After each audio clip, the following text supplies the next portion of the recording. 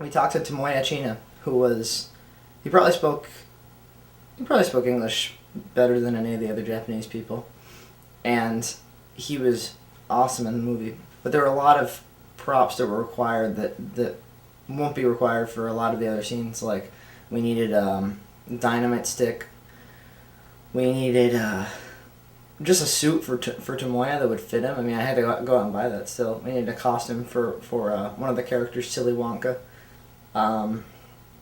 And we needed the actor for Silly Wonka because the guy I had planned to do it, I hadn't talked to him in probably about a year. And suddenly I'm going to go back to him and I'm going to talk about doing this movie. And I was really afraid that he wasn't going to do it, but I called him and he said, sure. The only problem is I work at 9:30. So if you're planning to do this on the Saturday, then we have to do it at a time good for me. So I said, what if we do it at 6 a.m.? I'm willing to get up at 6 a.m. I think a lot of the crew members are willing to get up at 6 a.m. What do you say to that? And he said it was fine. I called him back the night before. I was stressing out. I was getting everything together, and I said, you coming tomorrow? And he said, yep. And he asked me for directions, gave me directions. I wake up at 5:30 a.m. I go to the place. I give him a call because he's not there yet, because I rushed there to make sure he got there. And by the way, it's very hard to get everybody there at 6 a.m. That was the biggest thing. And we're doing it to work around him. That was the whole point. And he's not there at 6 a.m. Where is he? I pick up the phone, I call him. Not only is he not coming, he's in bed. And he says, I'm sorry, I can't commit to this movie. And I thought that was so ridiculous of him, and we were so bummed out about it. But what was nice was that we didn't stop. We didn't even pause and say, maybe we can't shoot today. Because we had put so much work into making sure that the scene got together that we just kept going. We kept getting things set up.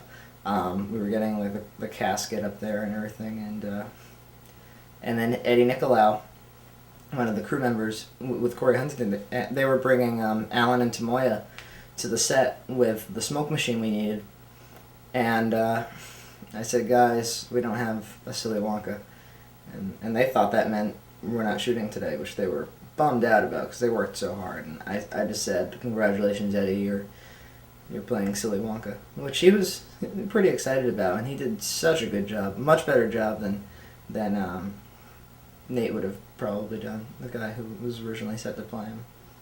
And Eddie is best friends with Alan Damaris, the star of the movie. So they work really well off of each other, and the final output was really wonderful with the two of them. Eddie also, the day before, helped with the choreography. He and Corey and I sat down and we just planned it out perfectly, and that was really helpful because I couldn't imagine, like making it up as we're going along, especially because we had a really tight schedule. The Shaleskis, the people whose relatives owned the funeral home, they were kind of in charge of making sure that we were getting things along, we were going along. And we just about finished. But the important thing was getting all the shots with the Japanese foreign exchange student, and that was really key, because if we don't get him that day, then we're not going to get him again because he had to go to Okinawa, I think a week later. So there are a few pickups to get left, but those only include people that we have pretty much readily. Eddie and Alan are readily at the movie's disposal, which was really nice. I was talking to Chris Shaleski, who was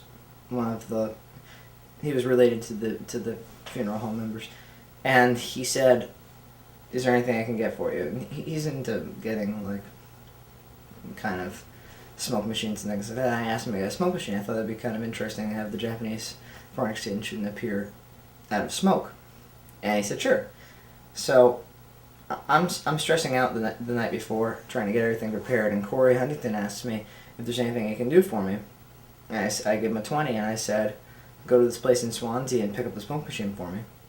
And he said, sure.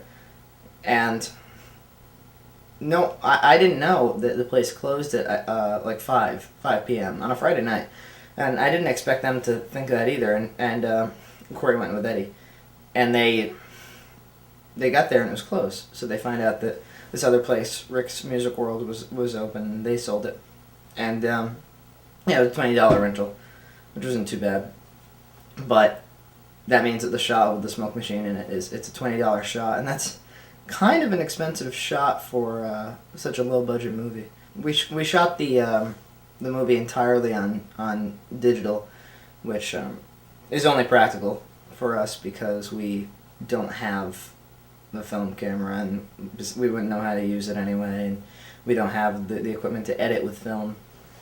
So what this camera does is it's called the AG-DVX100. It's from Panasonic, and it emulates the look of film, and it's really beautiful, and it shoots in 24 frames per second as opposed to 30, so it doesn't have that kind of soap opera feel to it or home video feel to it. Rather, it looks like a movie, and even at parts where the script is a little weak, it really helps to validate certain scenes in the movie. I thought the shots came out pretty well. At first we were kind of bogged down by wires because we had a boom pole hooked up, and we had Jonathan Hunt, the technical director, monitoring the sound, and it was because it was such an action-paced scene. I thought that it really should be handheld for the most part. No zooms, just walking in and out of it, you know what I mean.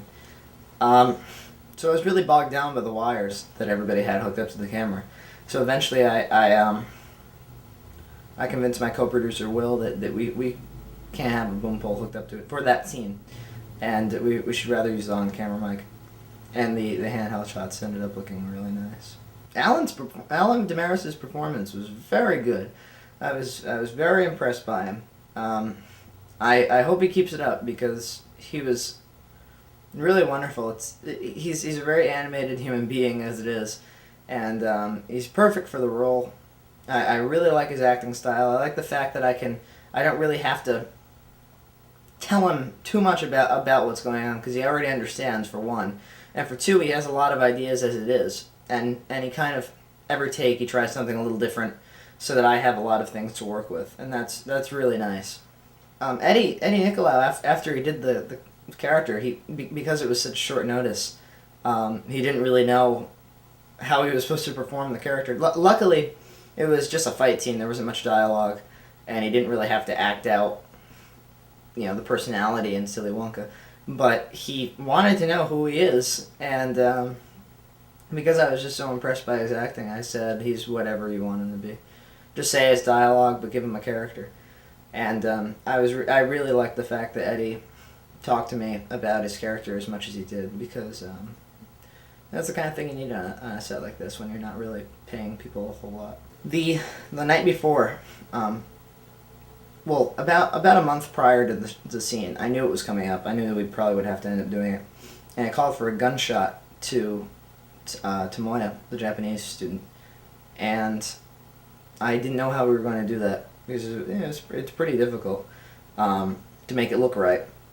We certainly don't have any kind of solar flare on the gun, so you can't have a shot of the gun at the time, but you can have a shot of the person getting shot.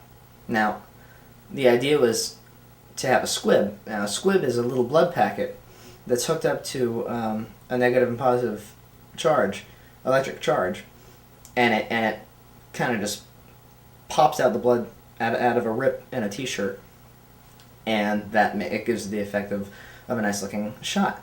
But first of all, you need a permit to use electrical squibs, and second of all, they're extremely dangerous, and I don't want to be hurting the foreign Japanese student, or else I'll be paying crimes against blah blah blah. So instead, I had an idea for an air compressed squib, which would be basically a garden hose hooked up to a I think it was 100-pound air compressor, and yeah, I think it was 100 pounds of air hooked up to an air compressor, and then send the air through a little hole in the hose which would be taped to the person getting squibbed, and then it would be bogged down by a bit of red sponge, and then food coloring and corn syrup would blow out of that hole, and it would give it a nice effect. So we tested it the night before, and it worked nicely. We were really impressed by it. And by the time we had to do it to Moya, I remember we had to be really cautious about continuity because we had to shoot everything sequentially because throughout the fight they become bloodier and bloodier, and we can't shoot the end of the fight first, or else, there's blood at the end, there's not blood at the beginning. So we had to do the squib kind of near the end. That's where the fight ends. And we're running out of time by this point. We really need to hurry up and get out of there at the deadline we're given. So I'm rushing. It's the first time doing it by myself because my father designed it. And I hook it up to Moya. I blow, and it pops. The shirt pops. But unfortunately, very little blood actually came out, which was unfortunate. And we had it back up, and we could have done it again, but we decided against it because of time. And it ended up looking fine. It was such a quick shot, but I think people get the idea, and it's actually kind of funny, the shot. So I think the scene, because of its quality, really inspired a lot of people, cast and crew. It made them actually believe that we can get certain things done. And that's very encouraging for me, at least, because I need all the help I can get and all the support.